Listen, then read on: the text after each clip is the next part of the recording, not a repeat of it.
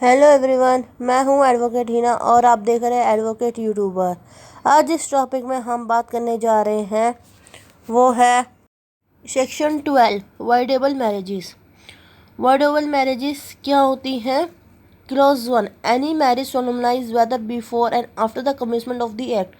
कोई भी शादी इस एक्ट के आने से पहले और आने के बाद शैल बी वाइडेबल, मानी जाएगी कि वो वाइडेबल है, and may be annul by a degree of nullity on the following grounds।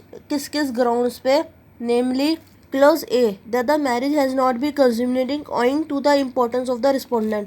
ये जो रिस्पोंडेंट है वो इम्पोर्टेंट है कि उनको आगे चाइल्ड बर्थ में प्रॉब्लम हो रही है। तो अगर ऐसी चीज़ है, ये ग्राउंड है, तो वो जो मैरिज होगी वो वाइडेबल मैरिज होगी। वाइडेबल मीन्स कि शादी वाइड हो भी सकती है या नहीं भी हो सकती है। ये डिपेंड करता है कि पार्टीज में कि हाँ कि वो शादी चाहे तो वाइडेबल करा सकती है या नहीं करा सकती। तो क्लॉज ए क्या कहता है कि जो मैरिज है वो has not been consummated owing to the impotence of the respondent.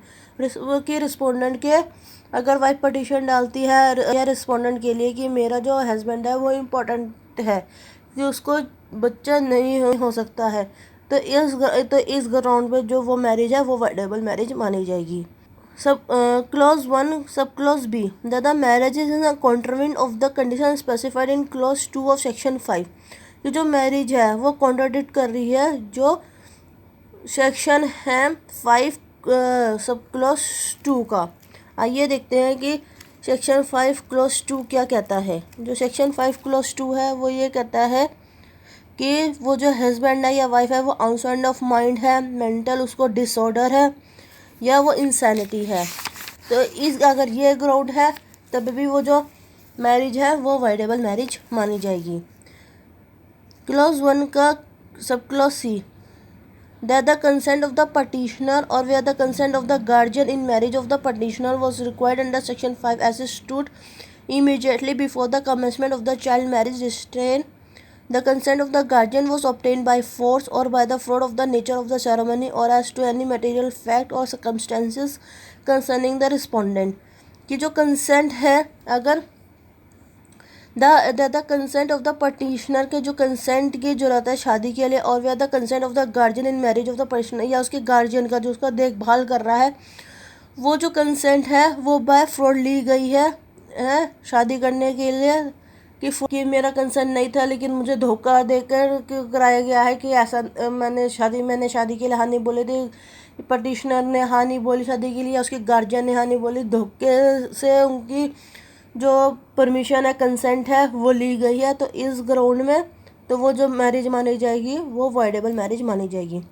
Clause D क्या कहता है? The respondent was at the time of the marriage pregnant by some person other than the petitioner. कि शादी के time पे लड़की already pregnant थी, जो लड़की थी वो ऑलरेडी प्रेग्नेंट थी, अपने पति से नहीं किसी और से प्रेग्नेंट थी, तो ये भी जो शादी है वो वाइड मानी जाएगी। Clause 2, notwithstanding anything contained in subsection 1 no petition for the annulity of a marriage। कि कोई भी पटिशन नहीं होगी annulity of marriage इस ग्राउंड में इस ग्राउंड में जो सब सेक्शन 1 क्लॉज सी में दी गई है कि जो गार्जियन की या पटिशनर की जो कंसेंट है शादी के लिए वो बाय फ्रॉड ली गई है।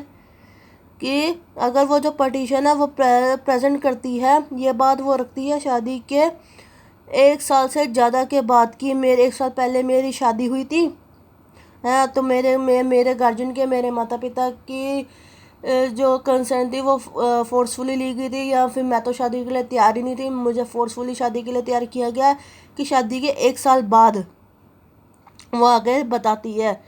तो इसमें कोई भी पटिशन नहीं डलेगी वाइडेबल मैरिज, ऐसी कंडीशन में कोई भी पटिशन नहीं डलेगी अनलिटी मैरिज करने वाइडेबल मैरिज करने के लिए।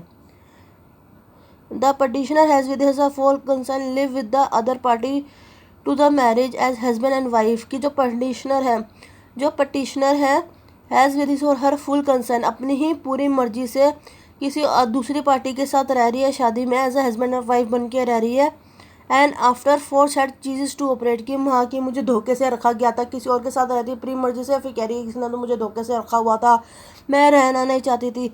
जो ऐसा जो केस है फ्रॉड का, अगर फ्रॉड डिस्कवर होता है तो वो पटिशन नहीं मानी जाएगी वॉइडेबल मैरिज की। ये दो कंडीशंस ऐसी है जिसमें वॉइडेबल मैरिजेस नहीं मानी जाएगी।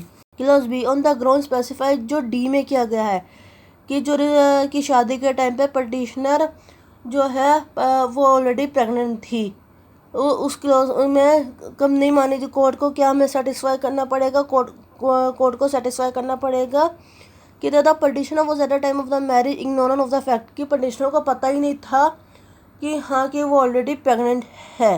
That proceedings have been instituted in the case of a marriage सोमलाइज before the commencement of the act within the 1 year of such commencement, and in the case of marriage solemnized after such commencement within the 1 year from the date of the marriage।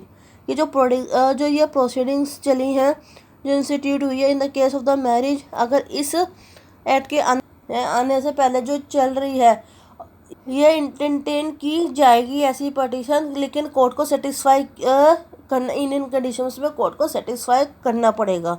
That material intercourse with the consent of the petitioner has not be taken place since the discovery by the petition of the existence of the said ground, कि जो शादी के बाद जो material intercourse with the जो consent of the petitioner के कि हाँ है वो नहीं हो पाया है, कि ये पाने के बाद कि जो पटिशनर है वो ऑलरेडी जो है वो कहना कि वो ऑलरेडी प्रेग्नेंट है, तो ये एंटरटेन की जाएगी, लेकिन ये कंडीशंस पहले सेटिस्फाई करनी पड़ेगी। जो क्लॉज 2 में दिया गया है वो ये है कि वो 2 क्लॉज ऐसे दिए गए हैं कि जिसमें कि कोई पटिशन इंटरटेन नहीं की जाएगी, लेकिन जो क्लॉज बी के जो 3 क्लॉजेस हैं, सब क्लॉजेस हैं, वो इंटरटेन तो की जाएगी, लेकिन ये जो कंडीशंस हैं ये पहले कोर्ट को सेटिस्फाई करना पड़ेगा कि मुझे पता ही नहीं था कि शादी के टाइम पे कि वो प्रेग्नेंट है।